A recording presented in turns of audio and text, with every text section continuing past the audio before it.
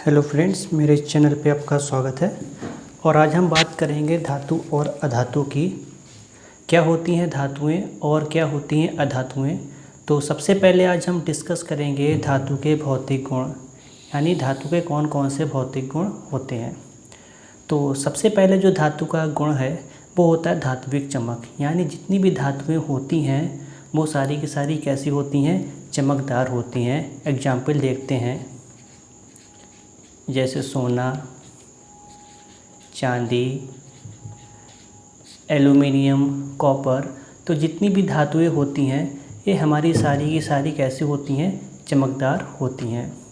उसके बाद अगर हम बात करें सामान्य ताप पर कठोर, इसका मतलब है जो हमारा एटमॉस्फेयर है जिसमें हम लोग रहते हैं उस ताप पर अगर हम धातुओं को देखें तो वह सारी की सारी कठोर अवस्था में पाई जाती हैं। चाहे आप लोहा ले लीजिए, चाहे आप तांबा ले लीजिए, ये सारी की सारी अवस्थाएं हमारी कैसी होती हैं, ठोस होती हैं। लेकिन कुछ ऐसी भी धातुएं हैं जो हमारे एक अपवाद के रूप में हैं। अपवाद यानी इसका उल्टा है, यानी धातुएं तो हैं लेकिन ये कठोर नहीं, ये कैसी होती हैं, यह मुलायम होती हैं। जैसे बात करें हम लिथियम की, बात करें हम सोडियम की और पोटेशियम। ये हमारी धातुएं तो हैं लेकिन ये कठोर नहीं होती हैं, ये हमारी मुलायम धातुएं होती हैं। तीसरा है आघात बर्ध, यानी आघात का मतलब होता है चोट पहुंचाना और बर्ध का मतलब होता है बढ़ना। यानी अगर इन धातुओं पे चोट पहुंचाएं, इन्हें पीटें तो इनका साइज़ क्या होगा, इनका साइज़ थोड़ा सा इंक्रीज हो जाएगा, बढ़ जाएगा। जैसे आपने किसी लोहे की दुकान पे देखिए, वहाँ पे लोहे को गर्म करके क्या करते हैं, पीटते हैं और उसका साइज़ बढ़ जाता है और उसे मनचाहा आकार दे सकते हैं। यानी यह जो धातुएं होती हैं ये हमारी आघात बर्ध होती हैं। और जो मोस्ट इम्पॉर्टेंट है कि जितनी भी धातुएं होती हैं वह ऊष्मा तथा विद्युत की सुचालक होती हैं, यानी इसमें ऊष्मा का प्रवाह आराम से हो जाता है और विद्युत का प्रवाह भी आराम से हो जाता है।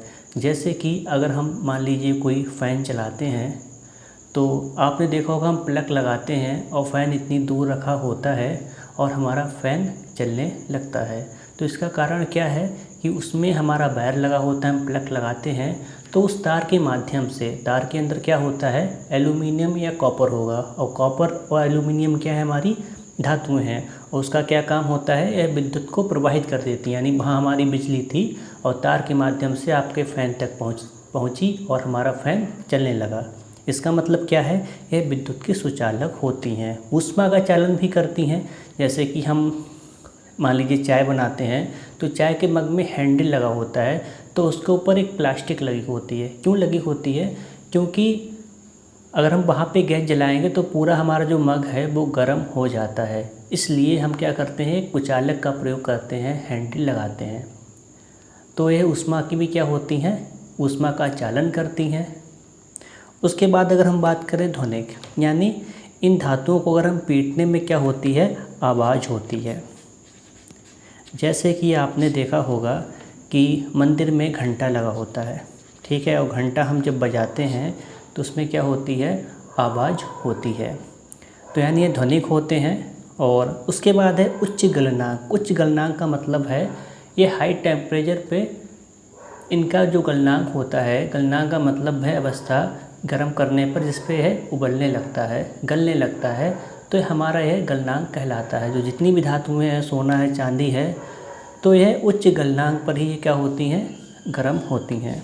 उसके बाद अगर हम बात करें तन्यता की, तन्यता का मतलब कि धातुओं को हम खींचकर तार भी बनाए जा सकते हैं, ठीक है। इनमें खींचने का गुण होता है, इनके खींचकर तार निकाले जा सकते हैं।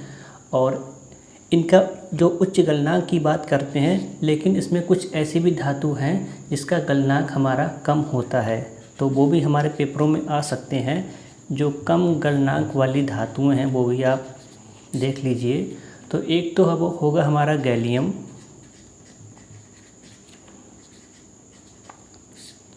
और दूसरा होता है हमारा सीजियम।